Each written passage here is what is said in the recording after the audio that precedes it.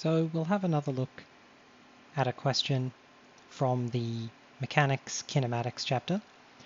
So this one is about a toy truck. We're told a toy truck is rolled down a hallway of length 32 meters and width 3 meters. We're told the truck's speed is 8 meters per second. We are to assume that that's a fixed speed.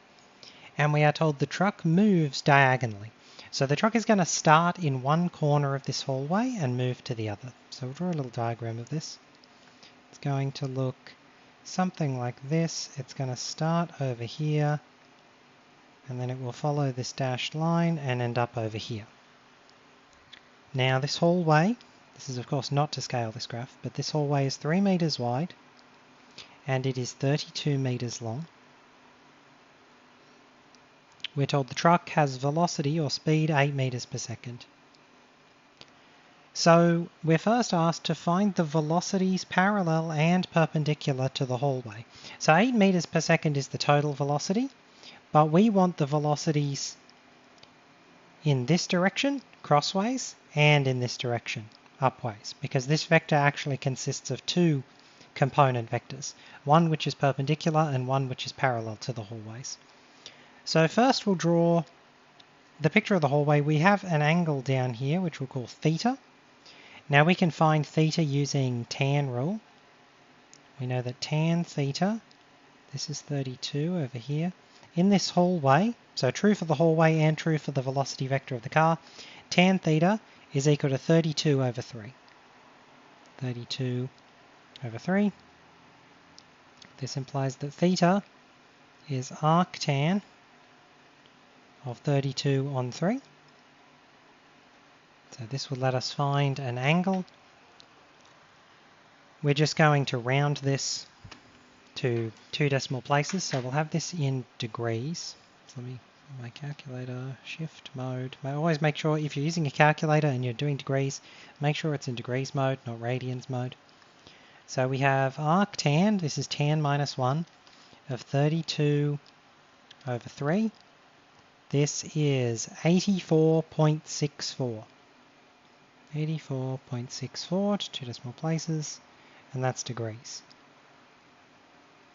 Now the velocity vector, if we draw this vector, it has hypotenuse 8, but the velocity triangle consists of two separate velocity vectors, one across and one up, where this angle down here is theta from the question. So this is 84.64 degrees. And we can just use trig. So we'll find this velocity in x, this velocity in y.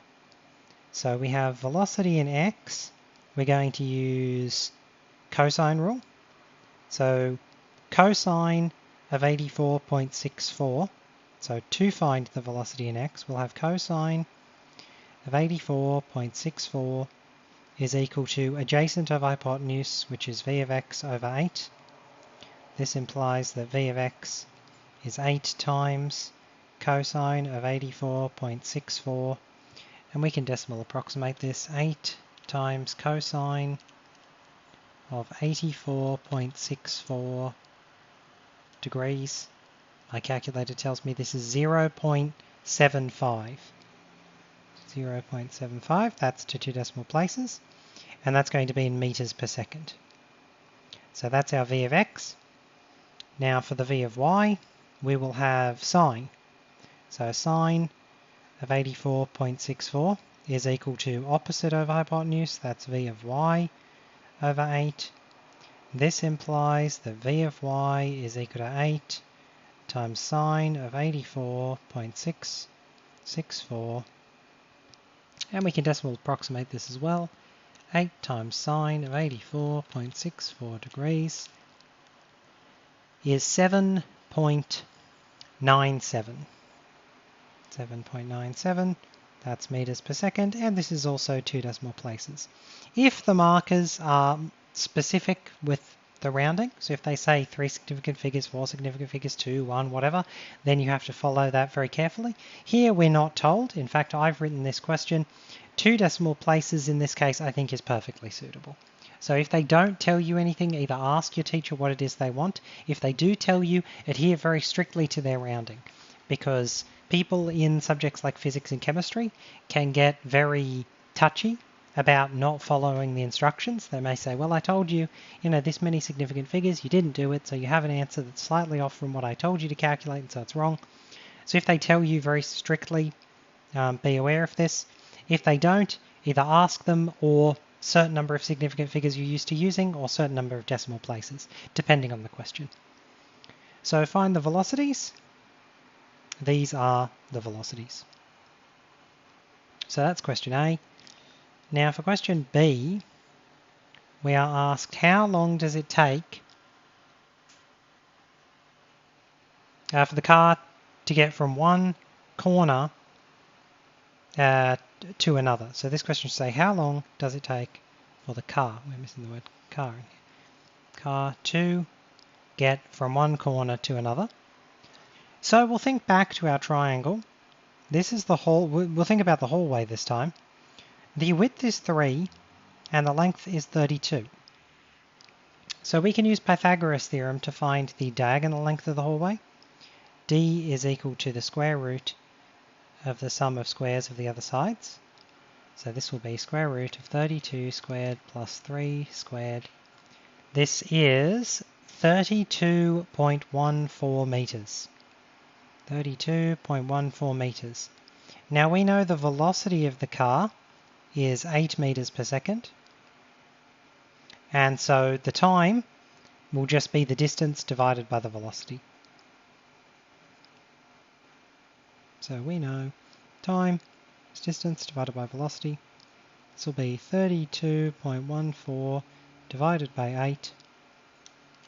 32.14 divided by 8. This gives us 4.0175. And that's seconds. So it'll take about 4 seconds.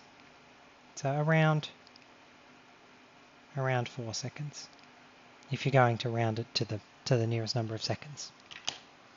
So this is the answer to part B. This is a pretty standard kinematics, mechanics style question. It's asking you for relatively simple types of movements. So you don't want to overthink these types of questions. Usually they appear right at the beginning of a course. You can model lots of things using this very simplistic setup where you can assume away a lot of relatively minor effects. So we didn't think about air resistance, we didn't think about the slope of the corridor, does it accelerate due to gravity or anything like that. We just assumed a fixed speed, we assume it travels perfectly along the diagonal, and that made this question relatively nice to solve.